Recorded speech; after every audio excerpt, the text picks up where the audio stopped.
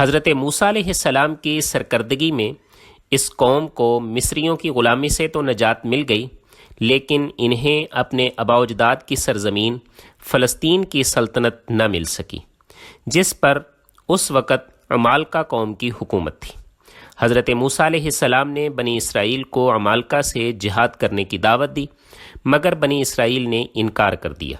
جس کی سزا میں انہیں صحرائے سینا میں 40 سال کے لیے محصور کر دیا گیا، اور اسی حالت میں حضرت موسیٰ علیہ السلام کی وفات ہو گئی۔ بالآخر حضرت موسیٰ علیہ السلام کے جانشین حضرت یوشع علیہ السلام کی قیادت میں فلسطین کا ایک بڑا علاقہ فتح ہوا۔ حضرت یوشع علیہ السلام آخر عمر تک ان کی نگرانی کرتے رہے، اور انہوں نے ان کے معاملات کے تصفیے کے لیے قاضی مقرر کیے۔ تقریباً 300 سال تک نظام